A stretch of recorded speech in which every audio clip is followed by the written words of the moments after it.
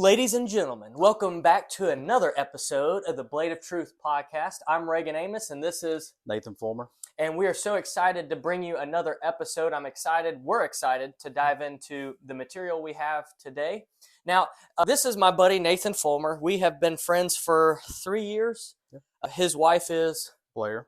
And my wife is Katie. She's helped so much with this podcast. She has done the lighting. She's done the social media. She's done the cards, all that stuff. In fact, we have an announcement.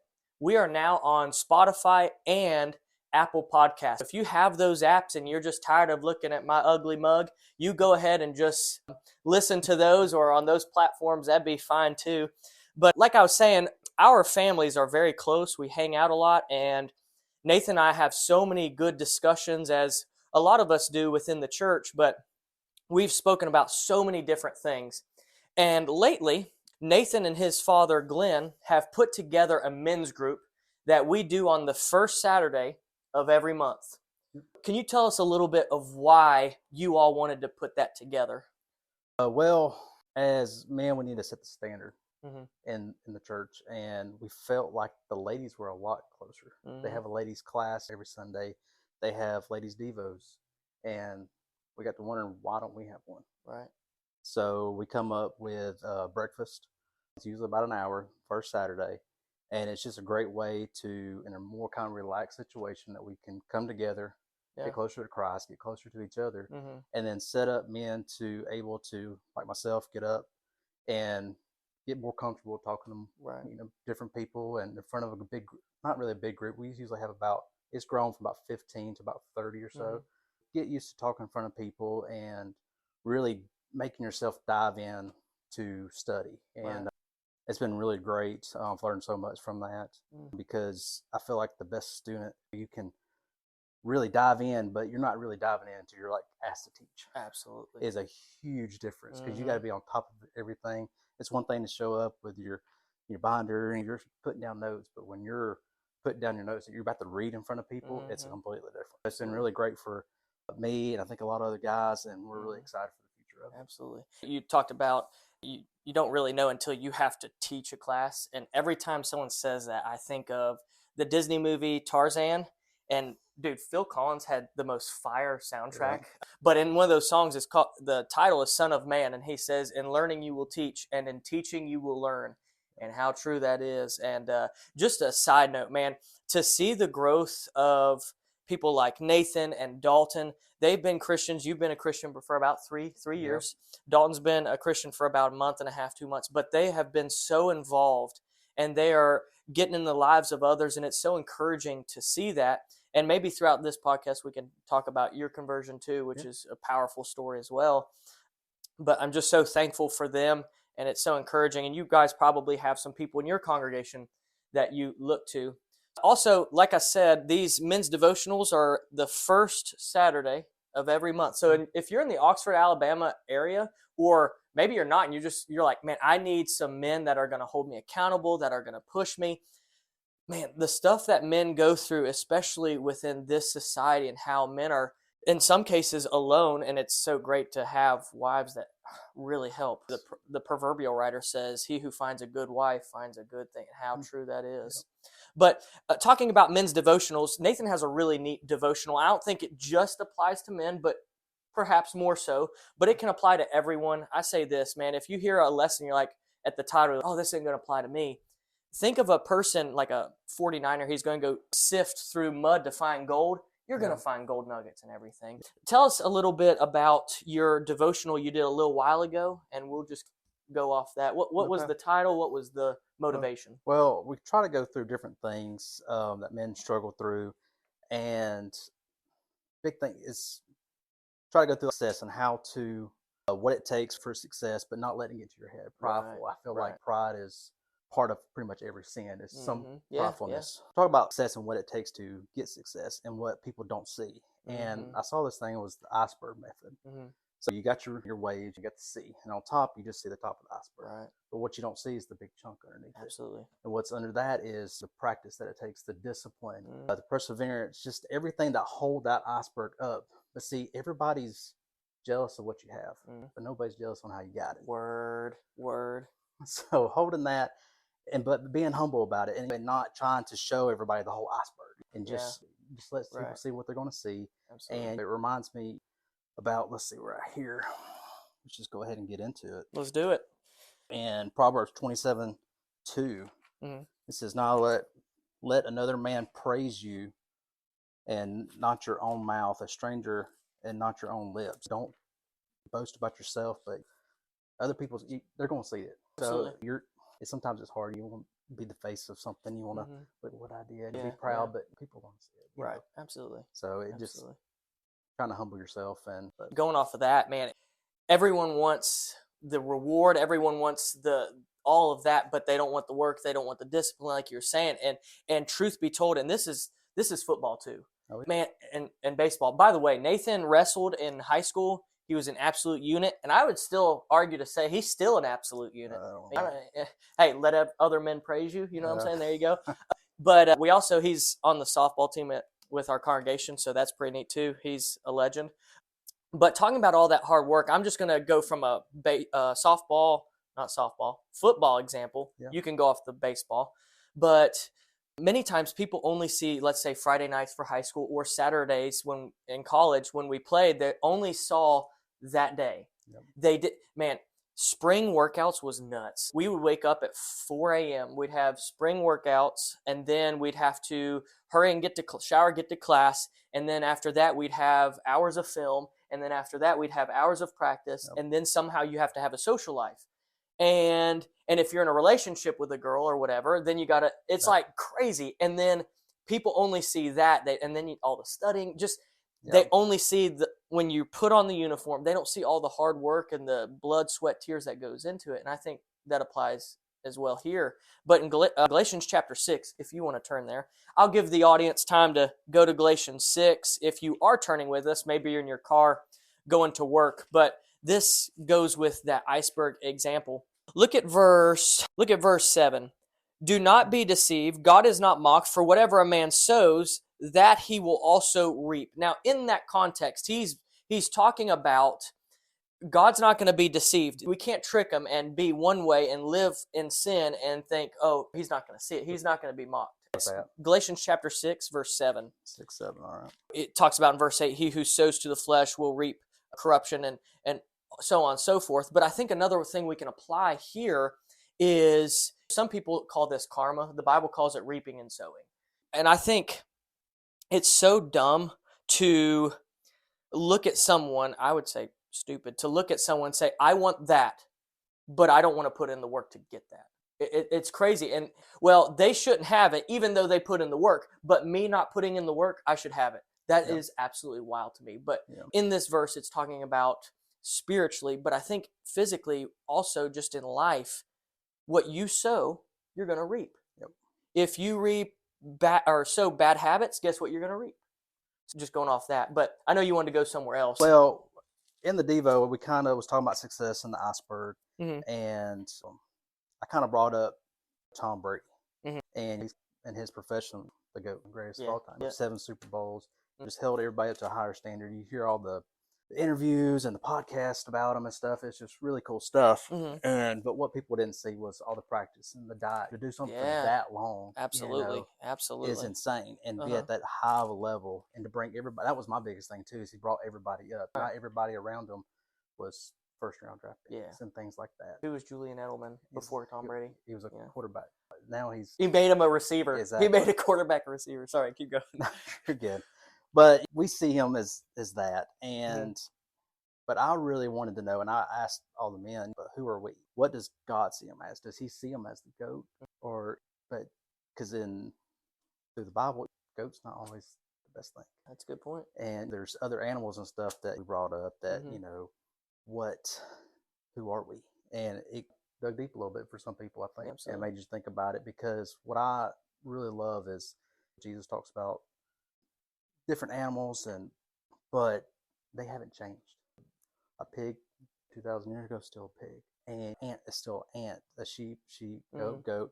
And people are the same. We still have the same lust. We still have the same pride that we have to fight with and things like that. It's cool to know that nothing's really changed. We're the same people back then as now. We're having the same struggles, but we just might have a few more things. The Bible says nothing's new under the sun. Still the same struggles, that type of thing. Now I know you brought up Matthew 25, right? Yeah. So he's talking about the goats. If you think about the goats, in fact, do you want to read Matthew 25, starting in verse 31? Maybe go to verse 32, or would you want me to? Yeah, I got it. I can stare at you while you're turning there. That's fine. Okay. Matthew 25, we're going to start in verse 31, and we'll go to verse 32 for now. When the Son of Man comes to his glory and all the holy angels with him, then he will sit on the throne of his glory. All the nations will be gathered before him, and he will separate them one from another as a shepherd divides his sheep from the goats. You were talking about the goats, but then there's another animal here, a sheep. And notice what the scripture says. The goats are going to go to the left and the sheep to the right. And so when we think of goats, you and I can just bring up some characteristics. What are goats like? I think hard-headed, stubborn.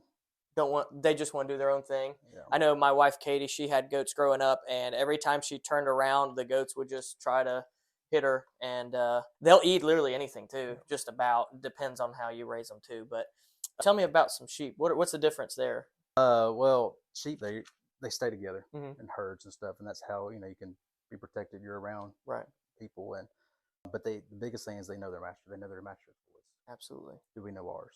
Is the big thing, and that's what we talked about a while back. Fears. Everybody's got different fears. Spiders, whatever. I try to look at it a little bit different. What's my biggest fear? And when I finally come down to it was, will Jesus tell me, "Hey, depart from me, I never knew you." That's wild. That's one of the scariest. When you really expect it, what else really you have to really be scared of? Right.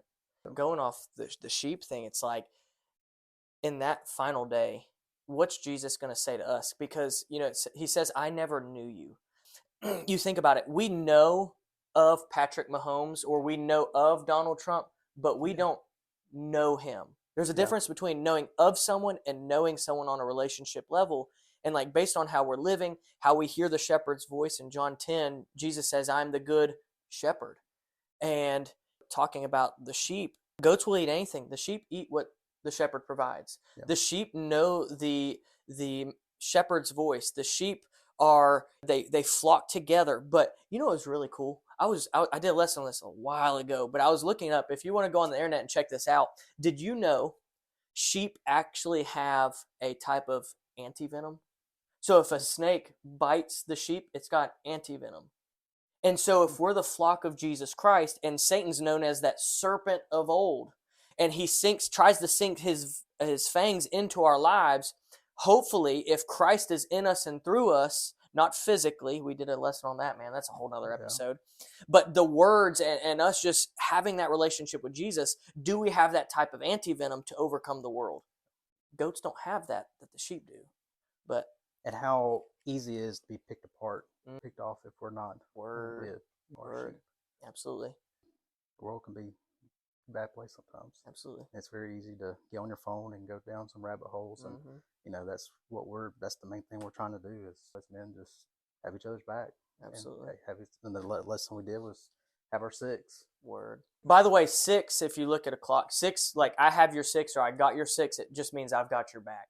But yeah, keep going. Just for that's clarity. really, I think they use it in the military and things like that. It's just what I come with. And I kind of heard, I think it was like 5 people or so that you need to have in your life that hold you accountable and stuff. We kind of use that. I used to use it 6. It's got your 6. Who's 6 people that you can truly count on?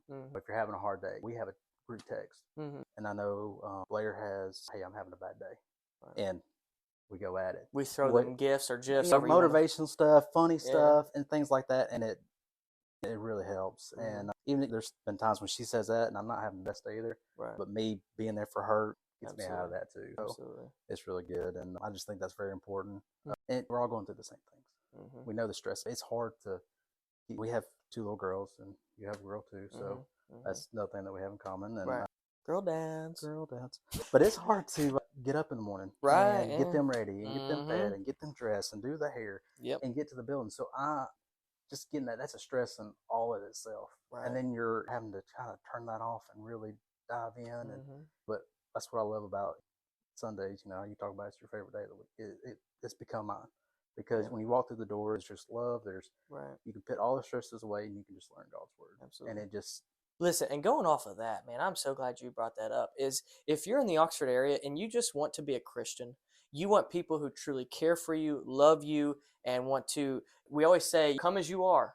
But man, if Jesus is our life, we're going to leave changed. If we're allowing Yeah. him to transform us, and that was the whole thing with the women have, their Bible says we all come together and study the Bible and we encourage each other, but as men, there are certain things that we go through, and maybe you're a man listening to this, you're dealing with pornography, you're dealing with temptations of drinking, you're dealing with temptations in the whatever it is. Maybe you feel alone because in our society it's like you got to do everything yourself.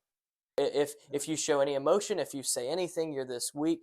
If you look throughout the Bible, do you know how many times David cried out to the Lord and talking about bearing one another's burdens? It's just I would like to go there, but if you have anything before No, Galatians 6, no, cool. If you have your Bibles or if you're just listening, we're going to Galatians chapter 6 and verse 2. This is so powerful, and I think this is one of the reasons why we should have each other six. Because if you look at Galatians 6 verse 2, get it? Got your 6? Yep. Get to Galatians 6. Verse 2, it says, bear one another's burdens and so fulfill the law of Christ.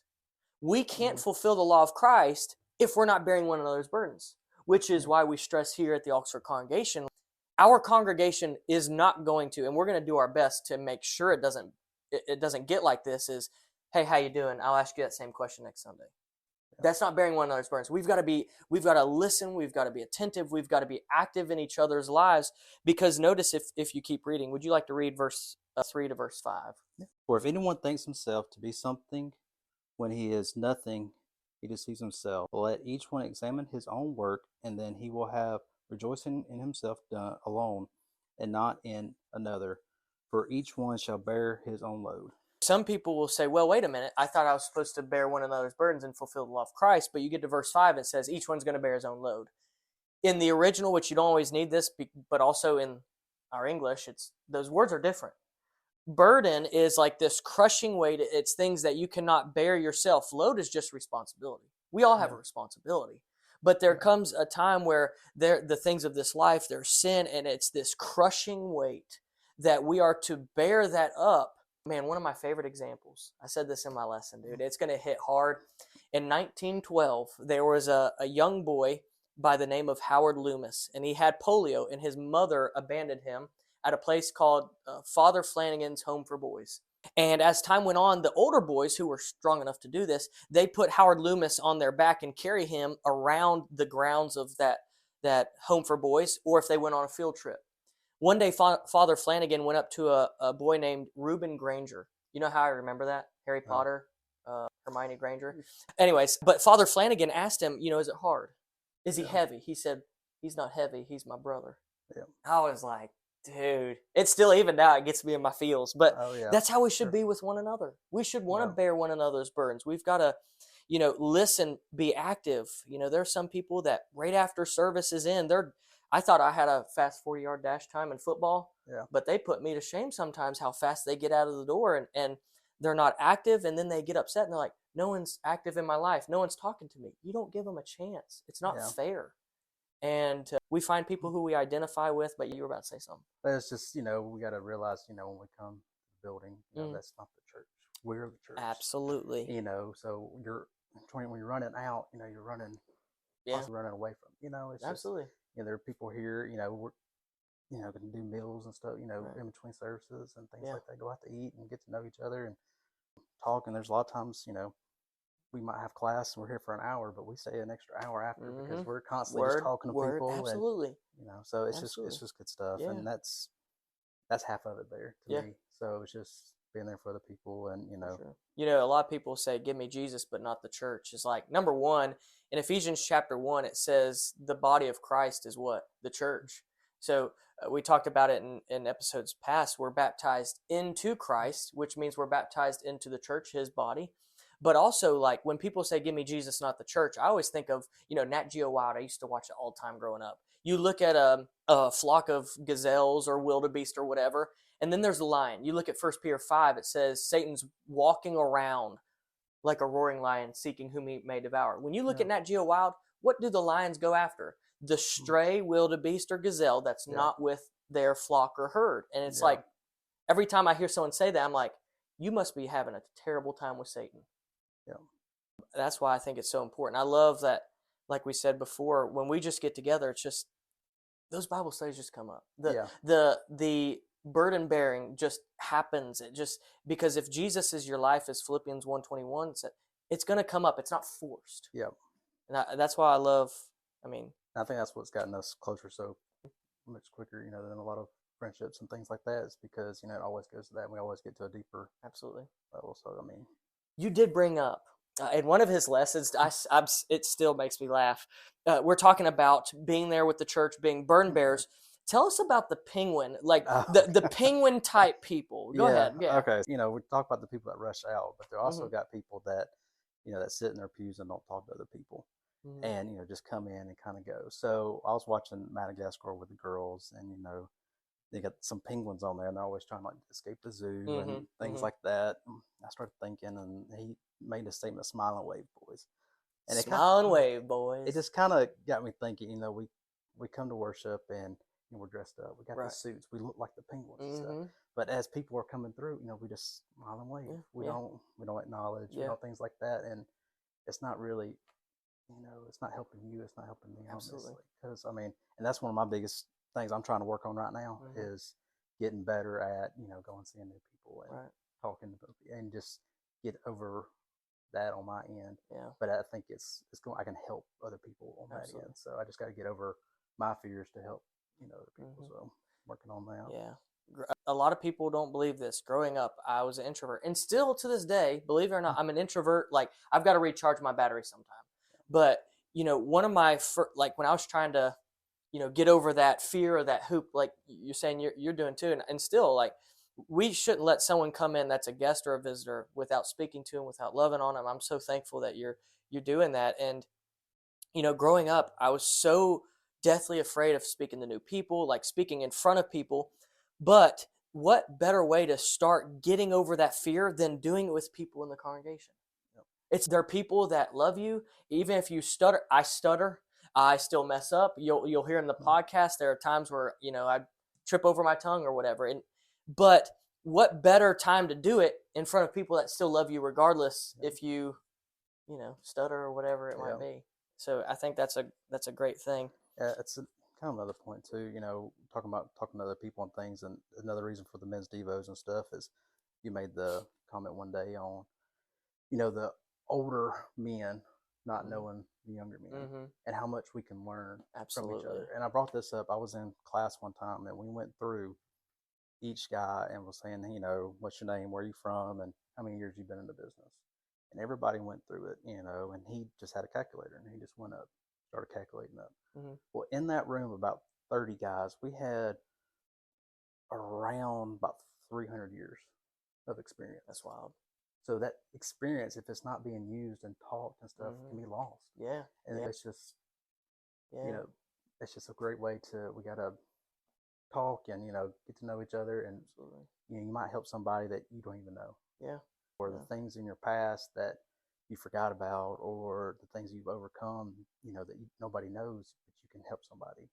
That's going through those things. Absolutely. So.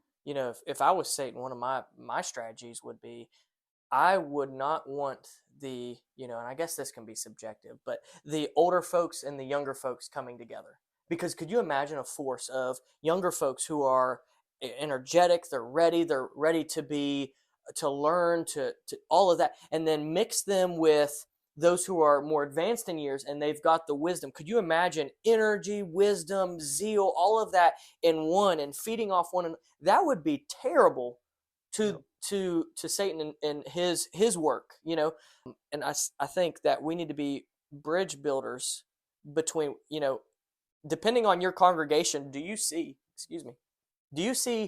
like, when you look out into the pews, do you see older folks on this side of the building and younger folks? Man, I think Satan still tries to come into the four walls of the church and say, the church being the people, and try to split us up. That's one of the ways, well, and I've had people say, well, the young people just don't want to hang out with me. They don't want to listen to me, but they've never gone and at least tried. And the young people are saying the same thing, but neither one of them have gone to the other side and at least seen if that's actually the case. So that's good stuff. I guess in closing, and I'm sure Nathan, at least hopefully you'd like to keep doing this. We can do yeah. certain topics and talk about some of the devotionals we've done in those men's devotionals.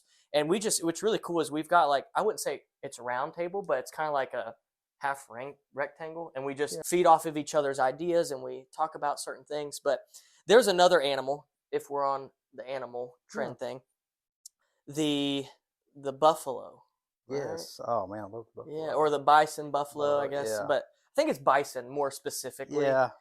The bison. I know you like this one. Tell the folks about. Oh, you did a lesson on it, and you was talking about how the bison, when a storm comes in life, they run towards the storm. They don't run away like the cows run away, but when they're doing that, they stay in the storm longer. But the bison, they run towards it and they run through it, which it's gonna be hard, but they get to on the other side and they're so much faster. Absolutely. And I loved it so much that I got my sister to actually paint that, and I actually have it in our house. And there's 4 of it, 4 buffalo, Absolutely. For our family and stuff. And it's just kind of, as you're walking up the door, just a reminder, to face storms. And as a man, and not just a man, but like as a Christian, life's unfair. I think everyone who has been in this life for a while understands it's unfair. And we have a God who understands it's unfair and it's unjust. And that's why he came and he experienced that very unfairness. I mean, look how Jesus was treated. Yet Jesus was willing to go through the storm for the hope, as the Hebrew writer says, the joy and the hope that was set before him. What was the joy set before him? That we might put our faith in him, our belief, trust, and obedience, and we follow him. And notice, we have to go through the storm of life. I mean, I'm sure all of us have storms, but if we run through the storm like our Savior did, we're going to see the promise of the other side. So I guess in closing, as men, as women, just people in general, if you're going through a storm, don't run away from it. In fact, that storm might make us better. Absolutely. Because a lot of times in our suffering, we find our salvation.